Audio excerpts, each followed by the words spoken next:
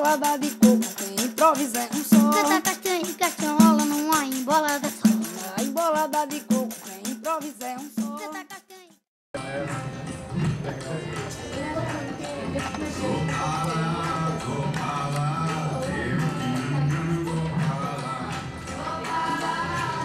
Pessoal, então, boa noite. Vou apresentar quem não me conhece. Meu nome é Virgínia Oliveira Silva. Sou professora aqui na UFPB, na Pedagogia, e também faço curso de comunicação aqui nessa casa, né, na UFPB.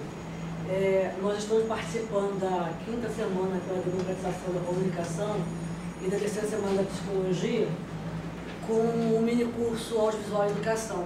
Na verdade, é uma otimização do uso dos espaços da universidade, junto com o curso que nós estamos oferecendo ao longo de 2010 e que termina agora em novembro. Esse curso se chama Cinema, Infância e Educação. É um curso de extensão que nós abrimos para a comunidade em geral, a comunidade acadêmica e a comunidade de fora, né? Os cursistas são alunos de pedagogia, de comunicação, de qualquer outro curso, como economia, por exemplo, história e filosofia, mas nós também recebemos aqui ao longo dos últimos 10 meses professores da escola Almirante Tamandaré e a própria diretora da escola. Então, o curso foi oferecido em 5 módulos, esse é o 5º módulo, e nós tivemos uma procura bem heterogênea no público, né? Cada módulo é independente do outro, então a pessoa pode se inscrever no módulo 1, pular o 2 e o 3, assim por diante, né? Como é que é a nossa dinâmica? A gente oferece uma gama de 4 a 5 títulos de filmes de longa-metragem de todo o planeta, produzido uma cinematografia dos 5 continentes. Todos eles foram selecionados porque tem como um objeto de foco a criança, o mundo da infância. Então a curadoria foi toda feita em cima disso. Selecionamos 25 títulos de filmes de longa-metragens dos 5 continentes, como já falei, todos que têm ali como tema principal uma criança ou várias crianças, enfim, o universo infantil. Então, daí o título Infância, Cinema e Educação, que é o curso de extensão. A gente convidou a cada exibição uma pessoa de fora do curso, podia ser um professor do próprio centro de educação ou de outro centro. Nós tivemos, passando por essa experiência, professores do centro de educação como Mauricéia, Robê Marim, Súria, eu, do CCHL, a Jaules Menezes, Cida Ramos, que é a diretora do Centro do CCHL, Tereza Durmai, da Filosofia, a Regina Biar e Vitor Braga, que hoje deu uma palestra de manhã pela semana do CONE Psicologia, João de Lima, e enfim, passaram aqui vários professores convidados para fazer uma preleção antes da gente exibir o filme e depois para mediar o debate quando a gente já exibiu o filme. Essa noite de hoje a gente está tendo o prazer e a honra de receber a Rosana de Lucena, que é membro do Núcleo de Direitos Humanos, Direitos de Gênero, né? E também trabalha no NIPAM, que é o Núcleo de Investigação, Pesquisa e Ação sobre a Mulher, aqui nessa casa, na UFPB. Então ela vai fazer a preleção do filme Nascido em Bordéis para a gente hoje. Aí nós vamos assistir o filme e depois nós vamos abrir uma roda em que a gente vai poder falar sobre as impressões a partir desse filme, que tem o viés da educação e da infância, ok? Então, por favor, Rosana. Vamos bater palma para ela, né? Que ela tem um convite, né? Boa noite. Boa noite, obrigada pelo convite.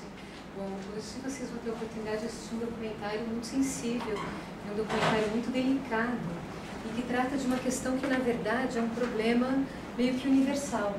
Porque a gente vai estar falando da realidade de meninos e meninas que vivem em bordéis de prostituição na Índia, né, num grande centro urbano, mas que eu tenho a impressão de que as questões de exclusão, preconceito e sonhos e esperanças que afetam essas crianças são os mesmos que afetam as crianças da Rua da Areia, aqui em João Pessoa, né, ou em qualquer centro urbano que tenha o comércio da prostituição, né, das profissionais do sexo. Eu não tinha muito noção exatamente qual seria o foco dessa discussão, mas eu acho que o interessante de ter aqui alunos de diversos centros é que eu acho que a gente pode discutir também um pouco a ferramenta do documentário, do registro, e qual é o limite, enquanto pesquisador, investigador, documentarista, eu estabeleço com relação ao meu objeto de pesquisa ou registro, que também eu acho que essa é uma discussão muito interessante. Né? Então, eu queria convidar vocês para fazer essa viagem e depois a gente conversa, tá bom? Tá certo. E só mais uma questão. Eu acho que, apesar do foco desse documentário não ser exatamente as condições de vida das mulheres na prostituição, eu acho que sempre é interessante a gente tentar fazer um paralelo com a realidade brasileira e tentar entender também por que existe a prostituição. Eu acho que assim, pensar um pouquinho na perspectiva crítica de gênero, tentar entender quais são os meandros da sexualidade, da economia, da violência, da seguridade, como é que isso se entrelaça, né? Então, acho que trazer também um pouquinho para a realidade, né, da nossa sociedade, eu acho que sempre é um desafio, tá bom? Boa viagem.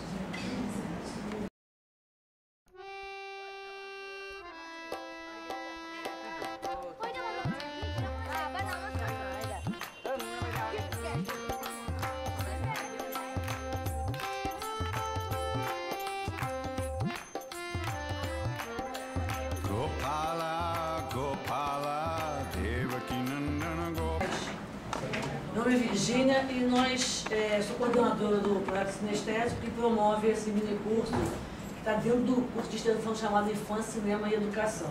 Né?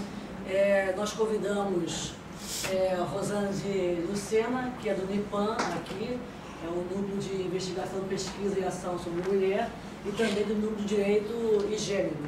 Né? E também da Secretaria Municipal de Saúde, esqueci de falar, né? Mas é isso tudo, né? Então, e ela vai mediar o nosso debate aqui a partir desse filme que nós vimos, chamado Nascidos em Bordéis. Né? Então, a nossa intenção é que a gente possa falar sobre infância, cinema e educação.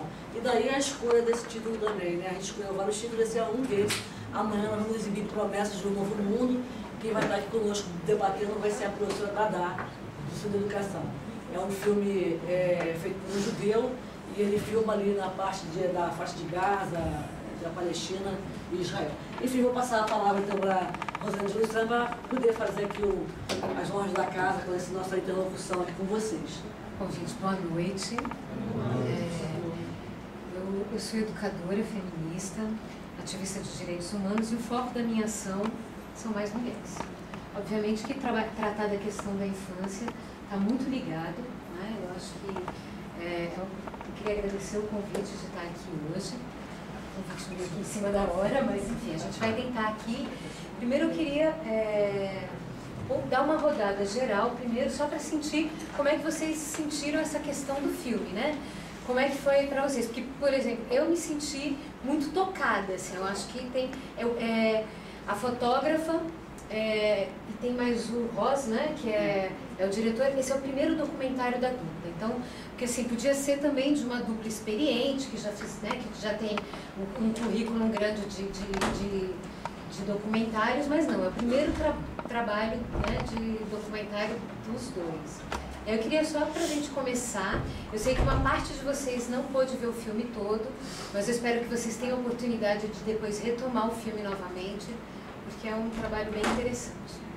Eu já tinha visto o filme anteriormente, ele realmente chama a atenção, principalmente por a gente se identificar muito, é uma coisa de identificação, a gente se toca muito, a gente toca muita gente. Apesar de ser do outro lado, na Índia, uma situação triste que a gente vê aqui no nosso país também. É uma coisa que a gente faz um comparativo.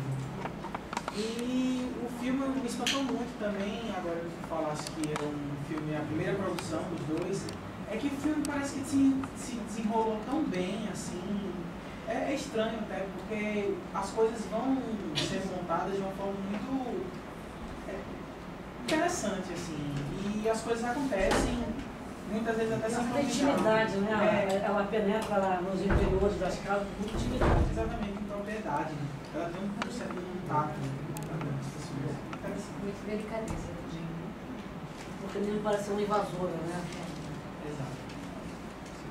Se bem que isso que a gente está vendo é um trabalho editado, certo, né? Eu acho, inclusive, que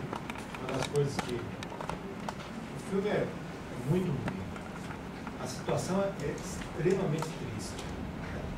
E é triste também não é só por conta da situação lá, mas é porque é uma situação comum, infelizmente mais comum ao mundo, né? A condição humana, porque essa situação de luz vermelha você encontra em qualquer lugar. E é interessante até que eles coloquem isso, é o distrito da luz vermelha, isso é o nome de lá mesmo. Sim. E a ideia de luz vermelha é um nome que você já tem aqui no Brasil.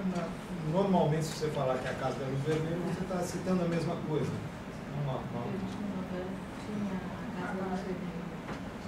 Porque essa eu acho que é a força da... Agora, eu queria dizer assim, tem cenas ali que eu acho que eles devem ter tido muito mais oportunidade, mas fugiram na edição da violência e da agressão. Então, tem momentos ali que você vê uma agressão verbal, né?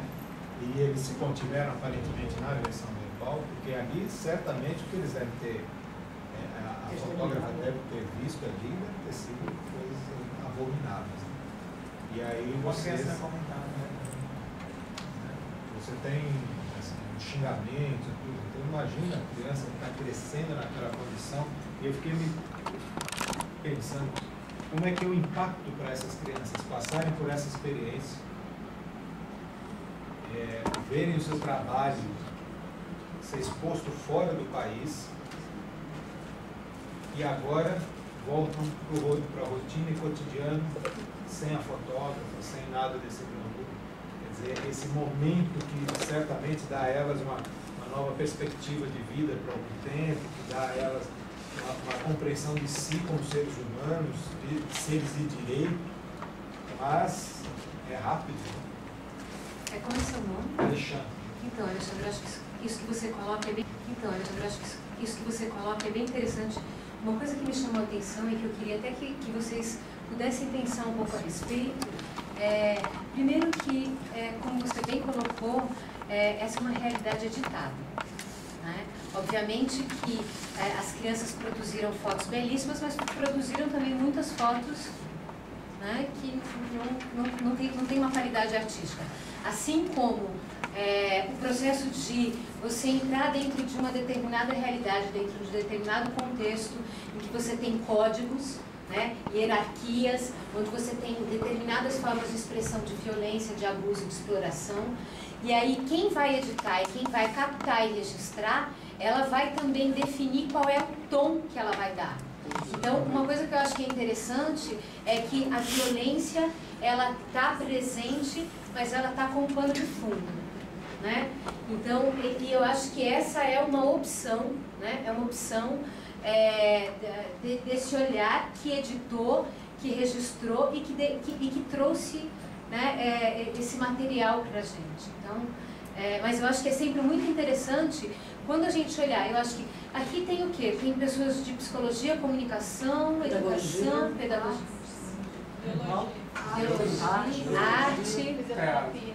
arte, fantástico. Quer dizer, eu acho que o mesmo material aqui produzido, ele pode ser pensado a partir desse lugar, né? Da psicologia, da comunicação, da arte.